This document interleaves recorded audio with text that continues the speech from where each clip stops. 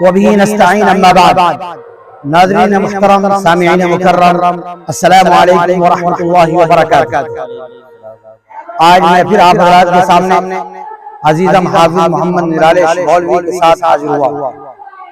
جیسا کہ آپ حضرات کے علم میں یہ بات ہوگی کہ عزیزم حافظ محمد نرالی شبولوی ایک طالب علم ہے اور مدرسہ تجوید القرآن خیروا ضلع مشرقی چمپارن بہار میں زیر تعلیم ہے اور وہاں شعبہ حفظ میں دور سناتے ہیں۔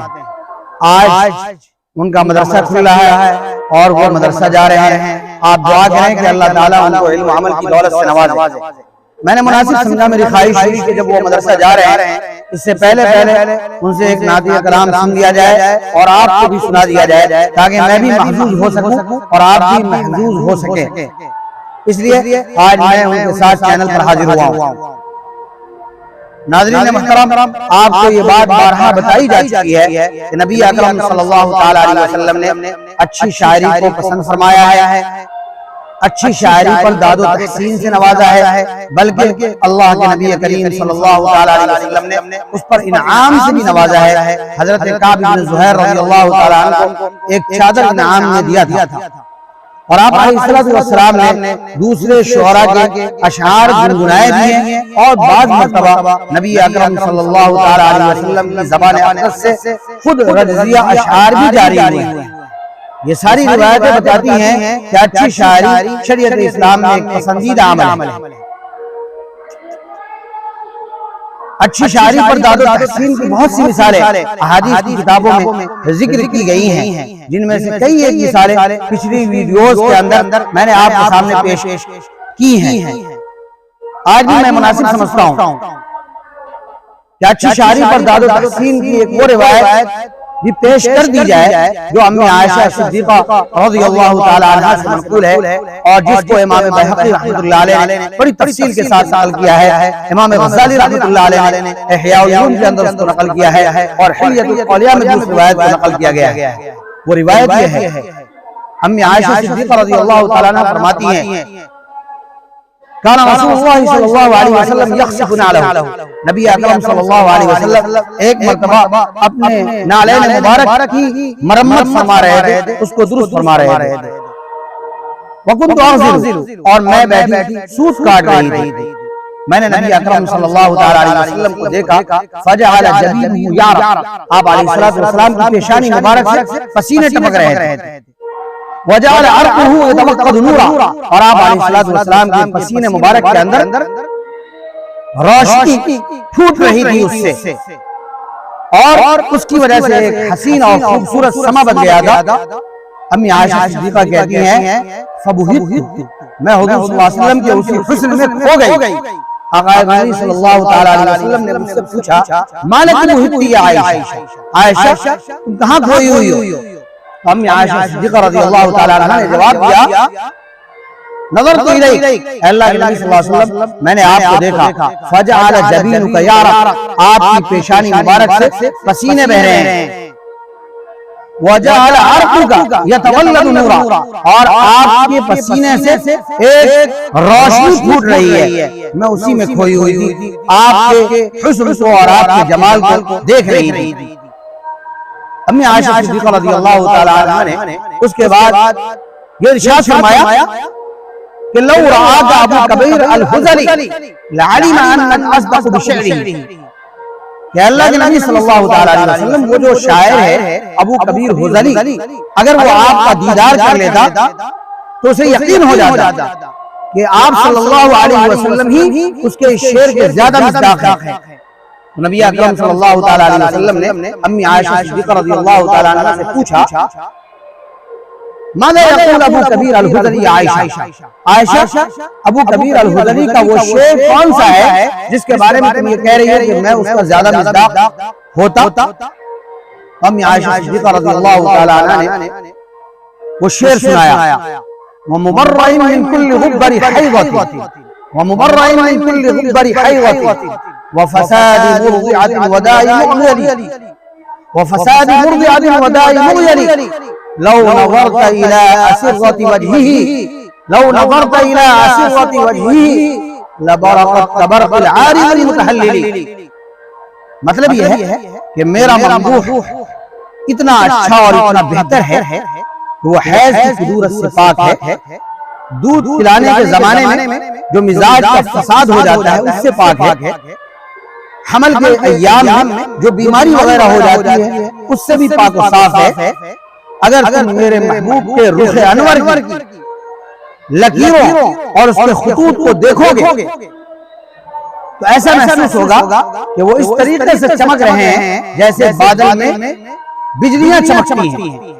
نبی اکرم صلی اللہ تعالی علیہ وسلم کو یہ شعر امی عائشہ نے سنایا اور کہا کہ اگر ابو کبیر الحذلی جس کا یہ شعر ہے وہ آپ کو دیکھتا تو یہ سمجھتا کہ اس شعر کے مصداق آپ ہیں، یعنی نبی اکرم صلی اللہ علیہ وسلم. یہ شعر سنا حضرت نبی اکرم صلی اللہ تعالی علیہ وسلم کے ہاتھ میں جو کچھ تھا اس کو رکھ دیا. فوضع رسول اللہ صلی اللہ علیہ وسلم ما فی یدہ. امی عائشہ صدیقہ کہتی ہیں رضی اللہ تعالی عنہ فقام الیہ، حضور میرے پاس کھڑے ہو کر آئے وقبل بین عینی، اور میرے دونوں آنکھوں یعنی میرے پیشانی کے اوپر بوسہ دیا.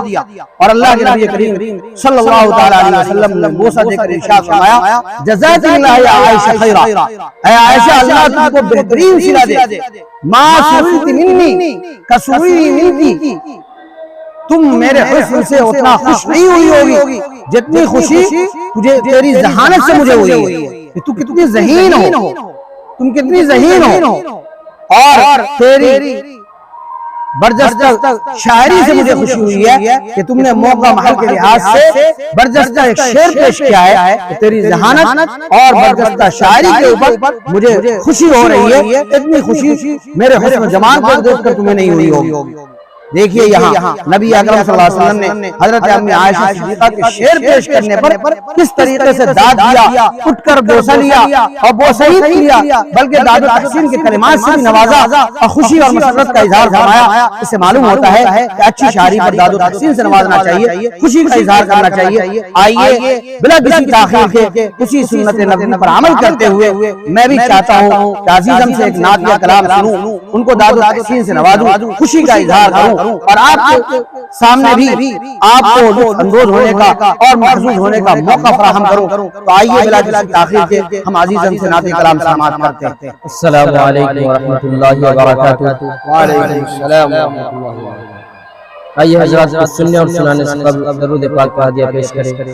پڑھیں اللہم صلی علی محمد وعلی آلہ وسلم تسلیما. جن کی تعریف خود رب کعبہ کرے، جن کی تعریف خود رب کعبہ کرے، ان کی عظمت گھٹانا غلط بات ہے، ہاں غلط بات ہے. جن کو قرآن یاسین و طٰہٰ کہے، جن کو قرآن یاسین و طٰہٰ کہے، ان پہ انگلی اٹھانا غلط بات ہے، ہاں غلط بات ہے. کہ چاند سے خوبصورت رخ مصطفیٰ، چاند سے خوبصورت رخ مصطفیٰ، ان کو دیکھا تو یہ عائشہ نے کہا، ان کو دیکھا تو یہ عائشہ نے کہا کہ توبہ توبہ انہیں چاند جیسا کہوں، توبہ توبہ انہیں چاند جیسا کہوں، چاند جیسا بتانا غلط بات ہے. ہاں غلط بھی ہے. نبی اکرم صلی اللہ تعالی علیہ وسلم کا حسن چاند سے بڑھ کر ہے، اسی کو شعر کے اندر کہا گیا ہے. جی ماشاءاللہ. چاند سے خوبصورت رخ مصطفیٰ، ان کو دیکھا تو یہ عائشہ نے کہا کہ توبہ توبہ انہیں چاند جیسا کہوں، چاند جیسا بتانا غلط بات ہے، غلط بات ہے۔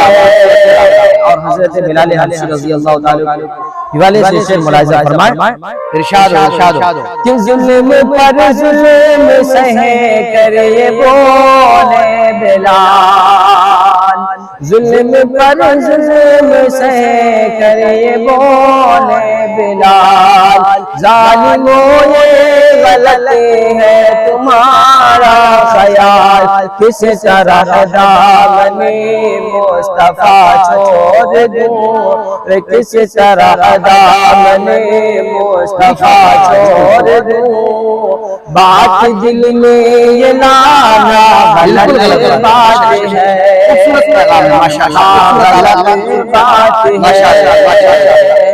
یہ نبی نے کہا کہ اطاعت کرو، اپنے ماں باپ کی خوب خدمت کرو، اپنے ماں باپ کی خوب خدمت کرو، کیوں کہ تیرے ماں باپ کا تجھ پہ احسان ہے، کہ تیرے ماں باپ کا تجھ پہ احسان ہے، ان کے دل کو دکھانا غلط بات ہے۔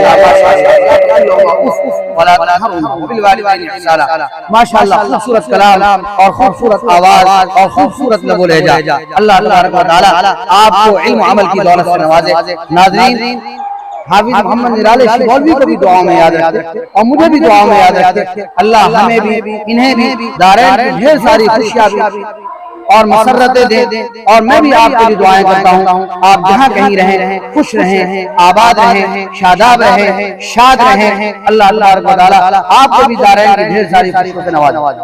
لیکن آخر میں ایک بات کہوں کہ جن لوگوں نے آپ کا چینل سبسکرائب نہیں کیا ہے، عزرائے کرم چینل سبسکرائب کر لیں، انشاءاللہ اسی طریقے کی ویڈیوز ہم اچھی آپ کے سامنے پیش کریں گے۔